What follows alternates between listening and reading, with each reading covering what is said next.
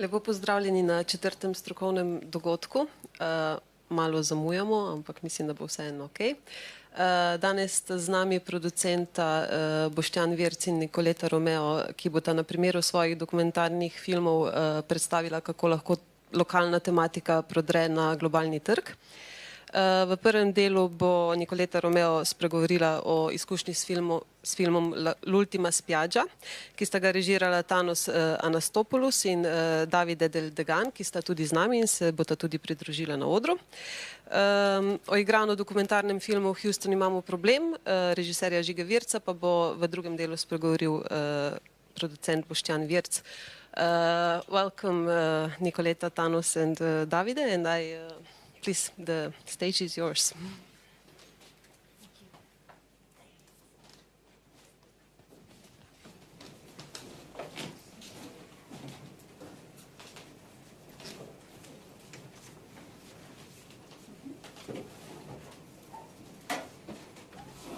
Well, good morning.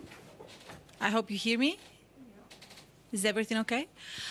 Good morning, and thank you for this very kind invitation. We are very happy to be here and very honored and very privileged, because in the same morning we will share this space with the producer of a fantastic mockumentary that I had the pleasure to see. Houston, we have a problem.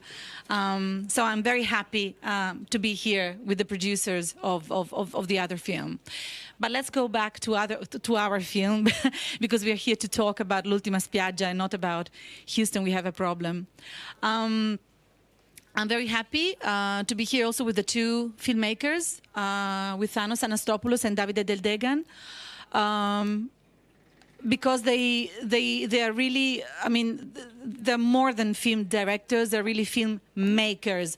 They made so much to achieve this film that was such a difficult production and such a long way until today. But first of all, I would like to thank you for this opportunity to tackle with this subject, which is a very interesting issue, according to me. So the global aspect of a production, let's say a production addressing global values and global issues, at the same time keeping a very close and tight relationship with the territory around the place where the film was shot. And I think this is, in a way, in theory, it's always a definition of a success. Now, I'm not talking about our film, whose career has just started, but usually when I read a synopsis of a project, or when I see a film that manages to combine in a very regional way the elements of its territory, of the country, not necessarily folkloristic, but let's say very recognizable features of belonging to the place where it was shot, together with more universal values that can be shared by anyone, someone from Korea, someone from the United States, someone from Africa. So the film should be addressed to just anyone in the world. This, to me, is the definition of a good film and of a popular film, because this is all about. I mean, the cinema as a mean has to be also popular and not just for an elite. And if I think about the past, in Italy, let's say the films that to me had this incredible original mixture of local, very Italian elements, but at the same time a very open dimension and very global dimension, were the films of the neorealism. If I think about Rossellini, and not only him, also the more popular film directors like Comencini and De Sanctis and many others, they had this fantastic and unique combination of describing the society around us in a very objective way. So with almost, I have to say, no filter with reality. So if you see those films today are like a document on Italy at that time, but at the same time with an incredible cinematic and visual approach, which is so beautiful and really addressing to anyone. So this is why if you travel around the world now, I mean, everybody knows these films, everybody knows these film directors, because that was the era, let's say the golden era, when Italian cinema was speaking to the world. Going back to us, I'm sorry, I'm making many digressions here. This is what we try to do. Like, if I have to tell the story of our film, which is like a small fairy tale, in 2012, Thanos, me, and my brother, Roberto, we founded the independent production company, Mansarda Production. Mansarda means attic, because actually the studio is on the 6th floor of a very tight old house in Trieste, you know, with the roof like that. So, and in Italian it's called Mansarda. So it's like a toponym name. So at the beginning we were thinking, okay, let's try, to do something here, because Thanos is living between Greece and Italy. He's also my companion. Actually, our first co-production was our son, who is today 9 years old. The best co-production so far. So we said, okay, let's give a motivation. Let's find another meaning for us to be together and do things together. Also in Italy, why not? In a region that gives us so many opportunity to work. Thanks to a film system, which is a very unique system as a model, also in Italy. There are lots of festivals, there's a cinematheque, there are distribution companies, there are world sales companies, there are lots of production companies, and most of all, there's the Audiovisual Regional Fund. Yesterday, by the way, they presented one of their programs, React, here in Porto Roge, that helps the producers in the stages of development and distribution, and we were so lucky to receive these funds, both for the development, and yesterday we heard the news that we have been financed also for the distribution of this project. And there is also the Film Commission, again, another regional agency sponsored by the region, who helps the production companies, not only with the location scouting, casting, all the authorization, but they also have a film fund. So we were funded also by the Film Commission. So we said, okay, this is a very interesting region with lots of possibilities to work concretely. So let's think about a project, and let's think about a project to be shot here in Trieste, possibly, about something that we like, about something that we know, about something that maybe is very popular and well known, but at the same time nobody has ever told the true story. And then we were sitting on a sofa, Thanos and I, and at the same time, talking about, future projects, we both had in mind, you know what? There's this very strange, bizarre, unique beach in our town, separated by a wall. This wall separates men from women. It was built under the Austrian Empire more than 1.5 centuries ago. It's incredibly popular. I mean, everybody knows it. Many TV channels have dedicated reportage and programs on this beach, but actually nobody has ever told the story of this beach and about the beach goers and about this world around this beach. So we said, why not? And so Thanos started going there, looking at people, trying to breathe the atmosphere, making some shooting, some researches, to start, in a way, getting closer to the subject. At the same time... We made also the application to the Audiovisual Fund. Yes, and at the same time, we made the application to the Audiovisual Regional Fund for the development, which helped us a lot to start thinking and doing things concretely for the project. But then, almost at the same time, a common friend who's sitting here on the second row, Giordano, told us, you know what, you're not the only ones. Actually, there's someone else who had the same very idea, who just wants to do the documentary on this beach, like you want to do. So you should talk about it. So we met with Davide. I mean, I already knew Davide since my childhood, almost. And I said, okay, let's talk about it. So there are 3 alternatives. You do the film, and we renounce to the project. We do the films, and maybe you do something else. Actually, there are 4 alternatives. None of us does the film, or let's do it together. And this was the beginning. Let's say David and Thanos drank a lot of coffees and wines and spritz and beers, and they discussed. And finally, they found a common view, let's say, to do it together. They're very different. One is from Trieste, is Italian. One is Greek. One has a very tight relationship with many people that you see in the documentary. Probably he knew them before, and he was going there like we all have, basically, in our childhood, because many of the children in Trieste have, moved their first steps in this beach. While Thanos had a different approach. Of course, he's not from Trieste, and he just knew this beach through me, through my narration, because this film is full of narrations. And so they found a common way, and they started going there. At the beginning, without the camera, because Can I add something? Of course. Before entering the...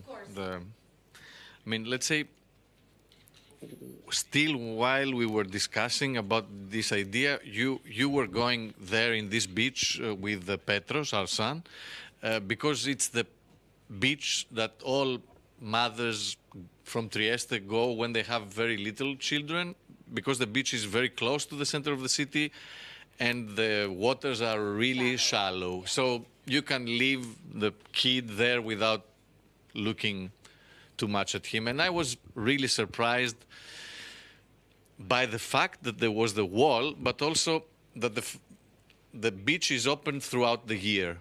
It's not just from, let's say, May to September, but throughout the year. And it reminded me my childhood in Athens, when I used to go to the beach every weekend, winter or summer, with my family. And there was a kind of community of people who we met every weekend. And my father was playing rackets in the beach. There was a kind of culture of my childhood, which was completely different from this beach, but at the same time made me feel very at home. I mean, with a little bit of retrospect, I find it that there's a kind of common culture in the Mediterranean, how you deal with the sea. So, in a strange way, for me, it was exotic and very personal. Because it was a beach which was not mine, but I felt that I could relate to my childhood and create this link with my son. And then there was this wall who made me also think, reflect on frontiers, on identities, on discriminations. And given the fact that this beach is at Trieste, and if you know the story of Trieste the last 150 years, I think they do. Yes, you realize that it's all about frontiers, discriminations, identities, all mixed together. So, to me, this was the narrative, let's say, in line, and also the very personal part. And these things are very close together. And when we were discussing, even before meeting Davide, everybody was telling me, but wow, Pedocin is a beach, it's a very popular beach. So it's a kind of folkloristic film to make. But to me, it was not, because I had this distance. And on the other hand, when I met Davide, who used to go there as a child, and he had this completely different approach. So we had this approach close and away, and the things that I was finding in this area interesting, he was thinking that they were too banal, and sometimes Davide was saying, but this doesn't matter, but to me it was important. And other moments, Davide had an insight, like a little detail. People in this beach, because it's a popular beach and not a very, people from, let's say, middle class and below go there, frequent there. So they speak in dialect in the beach, in Triestino dialect. And sometimes when they were speaking in Italian, while we were there, Davide was saying, no, now they're speaking like that for us, because we are there. Normally they speak in Triestino. So before going to because there were some premises that we make also in terms of production, I pass the mic to Davide. Yeah, to Davide. No, I will continue maybe on the production story, but maybe it's interesting also to know his point of view and the way he related with the people and the rules also that they established together at the beginning before shooting. Yes, let's say that actually the idea to do it together comes really fast. I mean, we took few minutes to decide that the way was to do it together. Then it took time to discuss, to confront, to have the possibility to start without any kind of doubt and just jump in the shooting. So the idea comes very fast because we have the feeling that we had the same movie in our mind, but the possibility to use two really different point of view and sensibility for what Thanos and Nicoletta just said. To me, I mean, this place, I went there with my grandparents, so I knew it, but then I stopped going there when I was like 10 years old, and I went back again a few years ago. So it was very strange because I think it is really interesting. Of course, the main peculiarity is the wall, but in the meantime, I think the fact that the people is actually almost naked, so with any kind of uniform, let's say. And in the meantime, female part and male part are separated. There is a strange kind of freedom, let's say. So all the men have a kind of freedom and behave in a way that they are not used and they are not able to have if they are dressed because they knew more thing about each other, and if they are like with some female woman close to them, because maybe they think they are judged for what they say, for how they behave. So there is this kind of freedom that I love to use to investigate the human being from a different point of view. And in the meantime, I mean, it was very funny to me realize how in the two moments in my life that I was there, I had a feeling that this place was special for the people that was there.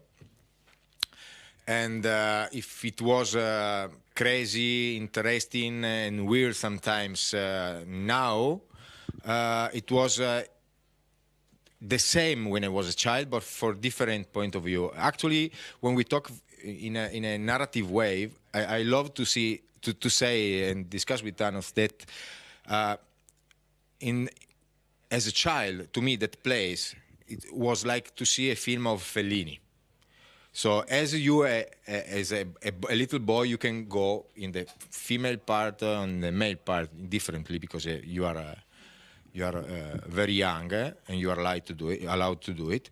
It's funny because you are not so tall, and you have all these huge woman around you, naked, shouting to you, talking to you, and it's a strange way of see the female part. And in the male part is the same in one way when you are a child. So it was nice to be there, but in the meantime, weird to me. That was the feeling. And I had the same feeling for different reasons going back there. So we're trying to discuss about all these matters of frontier and everything Thanos just explained, and all these other point of view. And we try to find a way to go through all of these. And the best way is, they were saying that we spent a lot of time, month there, to explain our project and to be accepted from them, because we wanted really to disappear at one moment and just let the life goes through the year. That was the point.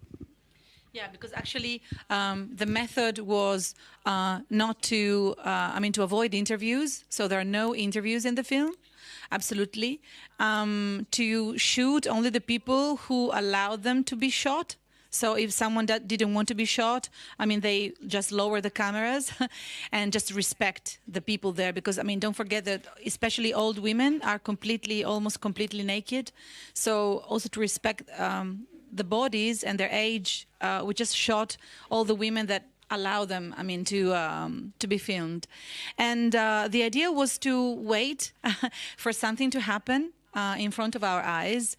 And in order to do so, they went there very, very often, not every day, but for 1 year, just to follow the people who are going there for 4 seasons. So they had lots of footage, lots of material then to edit. So the editing was very difficult because they had lots of material. And so slowly, gradually, the people grew accustomed to this little troupe that was very, very respectful and never too invasive. So actually, you have the impression watching the film that they don't even perceive that there's a camera there. The troupe was the crew was very little. Let's say at the beginning, just Thanos and Davide for the researches. Then we had a couple of collaborators regarding the sound. And then we used 2 directors of photography, 1 woman for the female part and 1 man for the male part, and which was very helpful. So we had many cameras actually on both sides of the beach. We always had 2 cameras in every part. Yeah, either when we were together in the beginning, we were the 2 of us filming, or when we were 4. 2 cameras in one part and 2 cameras in the other. But since the very, very, very beginning, the idea was to stay there 1 year. And the idea was also, in the beginning, all the discussions about the film, we were making them there. We were going there. Some days we didn't even shoot, but we were staying in the beach and we were discussing. In the meantime, without shooting anything, we started in the winter time, which was very helpful. We started in November 2013, yes, because we thought, and I guess now, in retrospect, it was a good choice, that during the winter time, you find the people who are more, they go there regularly, and they're few. So there were 10 people from the part of the men and 30 from the part of the women. So it was easier to create a contact with them.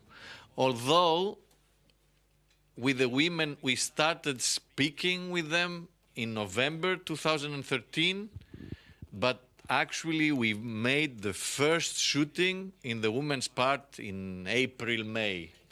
It was not easy with the women part. The male part was easier. And in the meantime, and this is interesting, because I have to pass this to Nicoletta, we had made the application for the development to the Audiovisual Regional Fund, and we had also made the application to the Film Commission, and everybody thought it was a good idea. But since the decision was to stay the whole year, and we made I mean, we calculate the budget, which more or less, I mean, now it's 250,000 euros. So it was very difficult how to raise this money in order to do the film. And here starts the unconventional story, because we had the first two in the beginning, but then a long, long pause in the between. Well, actually, the production story is, it's maybe like many other production stories, so it's probably it's not a unique one at all. But for me, which was in a way the first, important production, there were moments that I was very happy, especially about, after the two applications that were accepted. So I was very happy. But then, 2014, I remember this year as a totally desperate year, because we made other applications that were rejected. So we had many doors slammed in our faces.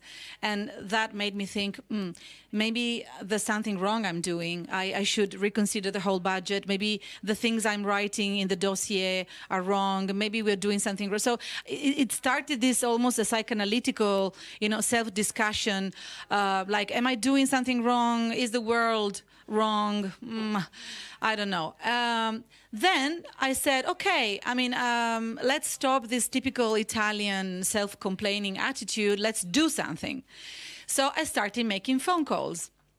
And this helped me because I became active again. And so I said, okay, who I can call? I should call Rai Cinema. As a child, I remember going to the cinema and watching the best films I could watch, always with the logo of Rai Cinema, like CinemaScope. And I said, well, I want that logo in my film. So I started calling Rai Cinema, and actually, I was so lucky that one of the guys responsible for the documentaries came to Trieste when East Meets West, this co-production forum being held during the Trieste Film Festival in January. So I had the possibility also to talk with him live, personally. And I talked with him a little bit with Thanos, more with Davide. And practically we kidnapped him for 1 hour, and we started telling him the story.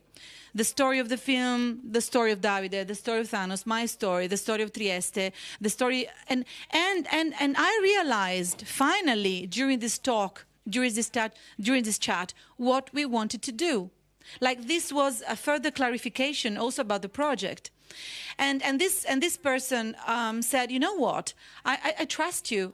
This seems very interesting. So we started, talking to each other, calling each other, writing lots of emails. He was always telling me, yes, I'm very interested, but he was never, touching base, like, okay, are you investing or not? And he was always saying, yes, let's talk. Then finally, we found a French co-producer, because actually this production is Italy, Greece, and France. So Italy is Mansarda, Greece is his company in Greece, Fantasia Audiovisual. We knew a French producer very well.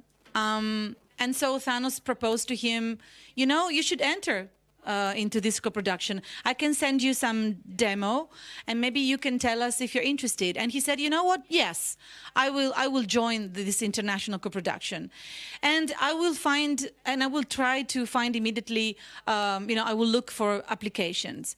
And the first applications he was looking for was this Greek-French co-production fund, which is sponsored agreement, which is sponsored by both the Greek Film Center and CNC in France. And we won. Like, it was almost a miracle, because there were many projects, just a few documentaries. So we were thinking, okay, maybe all the money will go to the feature films, because feature films, implies more money. I don't know, it's different. Documentaries is more difficult. But actually it was the only documentary which was sponsored and financed. Then I used this information for Rai Cinema. I say, the French are better than you. They put some money, and the Greek put some money. Italy, wake up. What are you doing? And they started, okay, so it's a film commission, it's the audiovisual fund, now it's Sense, Greek Film Center. things are going faster and quicker. We should do something. And finally, in July, while I was having my vacation in the island of Skopelos, on the beach, I received this phone call by a lawyer of Rai Cinema telling me, okay, we should talk now about, you know, money. And finally, we received a proposal. So this was the moment that changed everything, because actually it became a real production. I could afford finally paying people. I could afford thinking in a more organized way. I could afford thinking about a marketing strategy for the future, about festivals, about looking for a world sales company. Everything started to be a little bit more real, let's say. And then the editing came. No, I guess it's a little bit before the editing. Yeah. The editing creates this. I mean, in some moments you have to be also, let's say, lucky. Luck is very important in our work, because the idea when we said let's make a Greek-French co-production agreement, we were in the phase we were discussing who is going to edit the film. So the editor I was working normally, who lives in London, couldn't stay for long time, because this would have, I mean, it was actually in the end a very long process. And then we tried to find someone else, things didn't work out, and at a certain moment another, and Davide was always saying, but you know something, to me, instinctively, I think that this film should be edited by a woman. Okay. And I remembered, I mean, a friend and great editor I knew, we had collaborated in a Greek-Albanian film years ago, in 2010, Bonita Papastathi, who was living in France. So she was Greek, but she was living in France, so she could be paid by the French.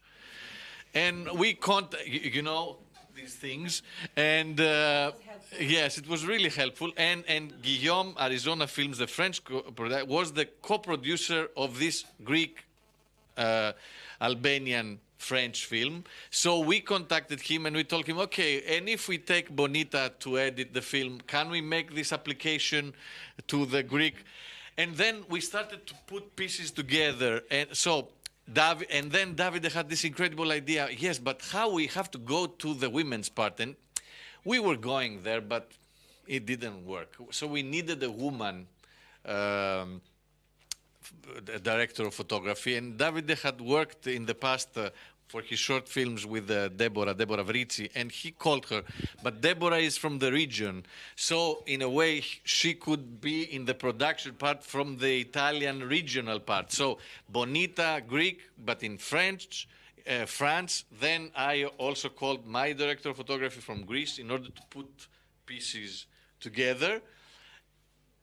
Still, the most amazing thing was that Bonita doesn't speak a word of Italian, no Triestino, and not even English. She just speaks French. I speak French, but Davide doesn't. So she was watching material in Triestino, and she was speaking to me half in Greek and with Davide in her own Italian. Yes, and it was an amazing, well, this is out of the production part, let's say.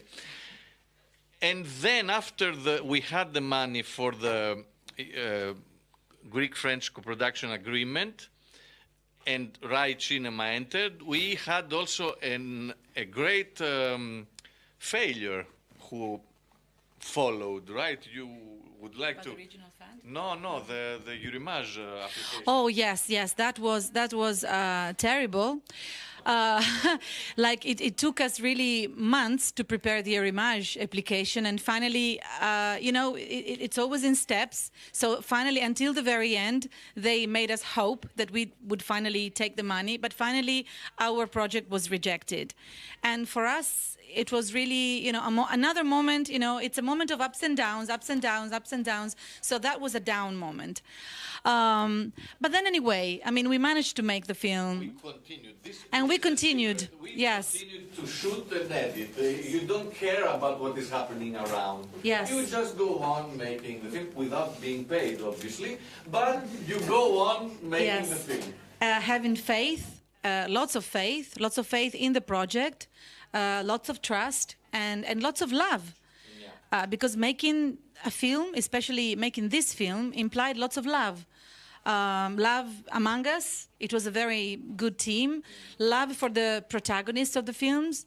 We really love them in all their imperfections, in all the crazy things they say, sometimes very edgy and very extremist, let's say. But we love them the way they are. And I think watching the film, you perceive this love. So in the end, as David always says, it's a very humanist film. We don't judge anyone. The idea is to show their life the way it is. I think Anna wants us to stop. We talked a lot. So, well, thank you for this invitation. Thank you very, very much. I hope the film will find its way also in Slovenia. Slovenian festivals, Slovenians, distributors, who knows. And so thank you very much. Yeah, we have one question. Oh, one question, okay. Yeah, I need to ask a question. First of all, I'd like to say I saw the movie and I strongly recommend to the people who are here and didn't see the movie, because I think that the movie is such a super internal view of the life of Trieste. So if you don't understand the Trieste as a city in the border and the people who are living there, you watch that movie and then you see all the psychology of the city.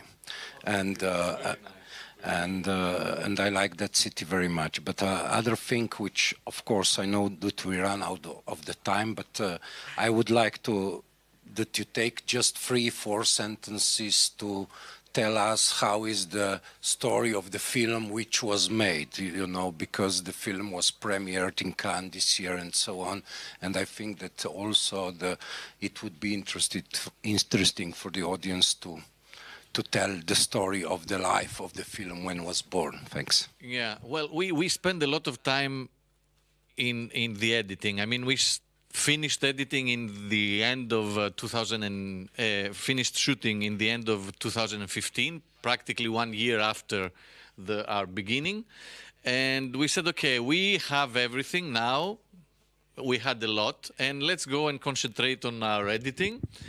And we spent almost a year in editing with many timing until we find the structure. I remember we found the structure in August 2015, and it was 4.5, but we had the structure, and then we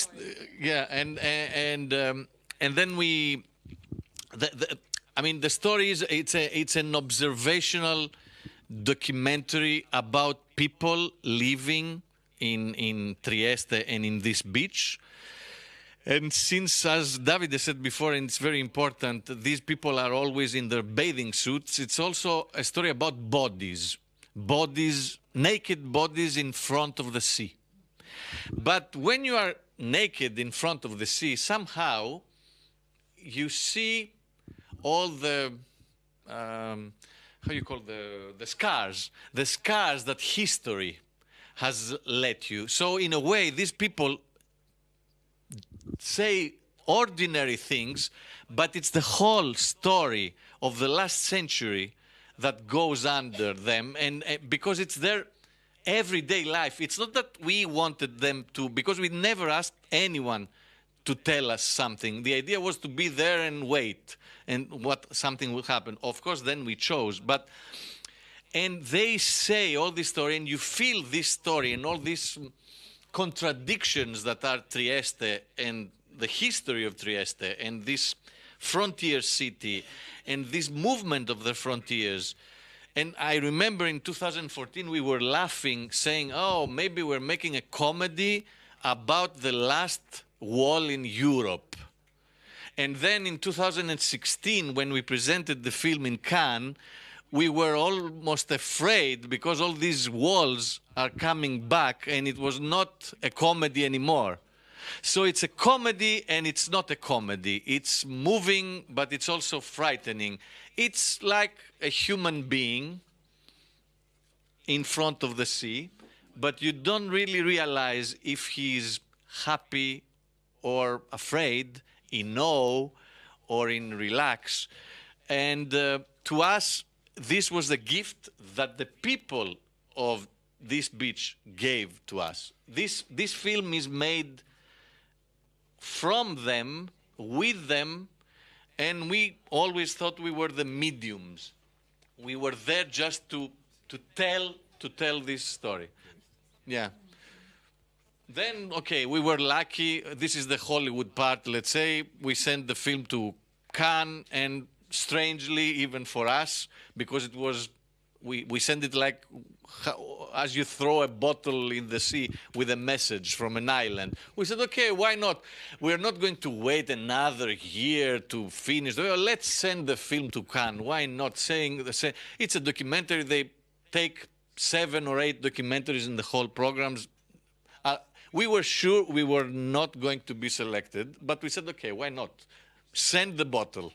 So the whole story from the very beginning till the very end is, if you really like an idea you have and you have faith, but you need also in the moment some people to tell you, but this is a good idea, go on, go on. They won't give you money, but they will say, go, it's a great idea, go on, go on.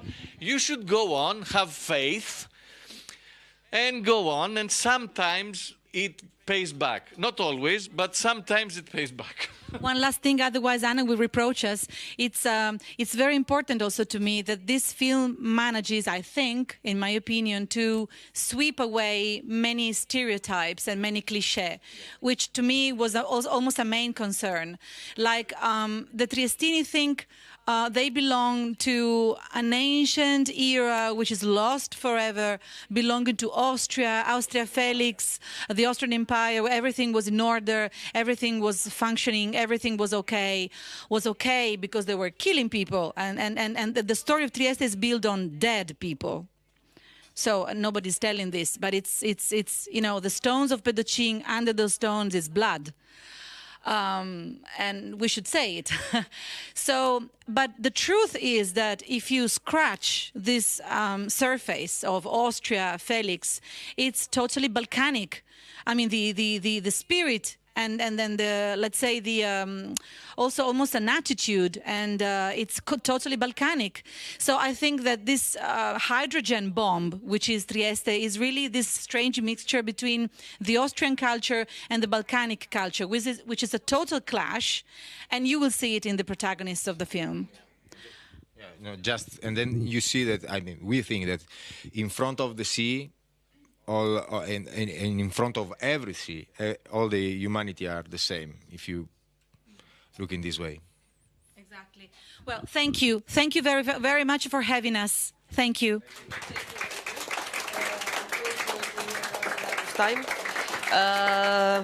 Jaz bom sem naredila kratek povzetek. Torej, Nicoletta, Thanos in Davide so spregovorili o nastajanju filma L'ultima spiaggia, ki nikoli ni hotel ostati samo lokalna zgodba. Navdih zanj je bila plaža Lanterna v Trstu, kjer ženske in moške kopalce še danes ločuje zid. V bistvu začela je nastajati zgodba o mejah, identitetah in diskriminaciji, na katero sta vsak s svojim svetovnim nazorom pogledala grški in italijanski režiser. Iz lokalne zgodbe z zgodovinsko in geografsko specifiko jima je uspelo izluščiti univerzalne vrednote, s katerimi se lahko poistovetijo mnogi. Tako, sedaj pa, ja, rabimo še sam kako minutko, 2 za tehniko, potem pa začnemo z predstavitvijo Boštjana Virca.